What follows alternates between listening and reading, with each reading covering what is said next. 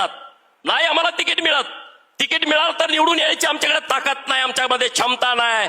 1.5 कोटी असणारा समाज आज सत्तेमध्ये नाही, राजकारणामध्ये आमचा वाटा नाही, प्रशासनामध्ये आमचा टक्का नाही. आमचे IAS IPS किती आहेत, आमचे तहसीलदार, आमचे प्रांत किती आहेत, आमचे पोलीस इन्स्पेक्टर DYSP किती आहेत, याची संख्या फार कमी आहे. आणि म्हणून आमची सरकारकडे मागणी आहे. सुप्रीम कोर्टामध्ये आमच्या विरोधात निकाल गेला, एक आमची याचिका काढून टाकली. सरकारला मी धन्यवाद देतो. कालच्या 26 तारखेला सुप्रीम कोर्टामध्ये तारीख होती, राज्याचे मुख्यमंत्री महोदयांनी लक्ष घातला, आमची जी केस काढून टाकली होती ती सुद्धा केस परत सुप्रीम कोर्टानं सेटल केलेली आहे आणि चालवण्याचा अधिकार दिलेला आहे. मी धन्यवाद देतो, पण एवढ्यावर थांबून चालणार नाही. सरकारनं लक्ष देण्याची आवश्यकता आहे.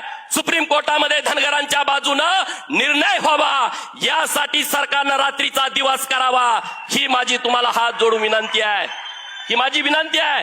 धनगराच्या आरक्षणाचा प्रश्न मिटल्याशिवाय आमच्या आयुष्यामध्ये बदल होऊ शकत नाही. ती क्षमता, ती ताकद आमच्यामध्ये नाही.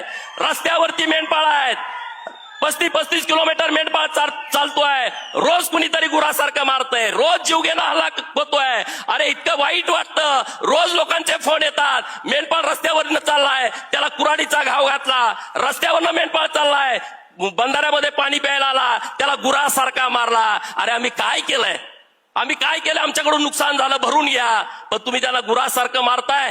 अरे हे आमचं जीवन काय आहे, रोज सकाळी मेंढर सोडल्यानंतर झोपेपर्यंत 35 किलोमीटर आमचा बाप चालतो, उभ्या उभ्या भाकरी खातो, मेंढर एका जाग्यावरती थांबत नाहीत. हे कष्ट करणारा माझा समाज आहे. काहीतरी निर्णय सरकारच्या माध्यमातून